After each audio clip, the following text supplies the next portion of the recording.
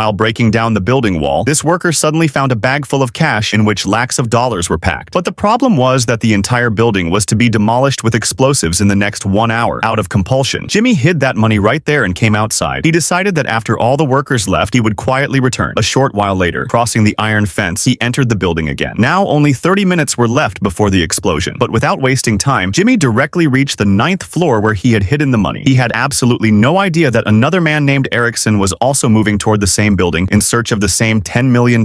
Jimmy opened the bag and spread all the notes on the ground. As soon as the count was complete, his eyes shined. He could not earn this much money in his entire life even by doing boxing. But right then, he heard the sound of walls breaking from the nearby room. Erickson had also reached the building. However, he did not know the exact location of the money, so he was searching every room. Seeing an opportunity, Jimmy quickly filled all the money into the bag and quietly left the room. Erickson was so absorbed that he didn't even realize Jimmy passing from behind him. Jimmy reached the stairs carrying the money, but as soon as he reached the 7th floor, he saw a whole gang of armed thugs coming up from below. Now he had no choice left but to go back up. He reached the 8th floor, where the maximum explosives were installed. In nervousness, his foot collided with an iron tube. A loud sound echoed throughout the floor. Now people present on both top and bottom sides became alert. Jimmy immediately hid the bag of money and himself went behind the curtain on the thin ledge outside the window to hide. He did not know that right on the other side, Erickson too was hidden behind the curtain in the exact same way. In fact, he too was not a companion of those thugs. Both stood holding their breath. Just one small movement could become the cause of their death. Just then, a voice came on the thugs' walkie-talkie. They were called down immediately. They had caught a man near the construction site. He was Jimmy's companion who had returned just to take his time card. But the gang leader was convinced that he surely had some connection with the $10 million. To pull Jimmy out, they started ruthlessly beating his companion. Jimmy was watching everything with his own eyes. He was burning with anger, but couldn't do anything. Eventually, his companion breathes his last right there. Seeing his friend's death, Jimmy's anger explodes. Instead of hiding now, he decides to fight. As soon as the first thug reached the 8th floor, Jimmy threw his rifle far away with a single strike. Years of boxing training had made him extremely dangerous. In just a few seconds, beating the thug badly, he landed a powerful kick and dropped him into the elevator shaft. He died falling straight to the first floor. But right then, the rest of the thugs also arrived. Surrounding Jimmy from all sides, they aimed submachine guns at him. Jimmy knew that until they got the money, they wouldn't kill him. Thinking this, he suddenly gave a powerful headbutt to the female thug standing in the middle and knocked her unconscious. Then, with 2 punches left and right, he dropped the rest of the thugs as well. After this, he jumped into the garbage chute in the corridor and slid straight down to the first floor. He felt he was safe now, but as soon as he came out of the garbage pile,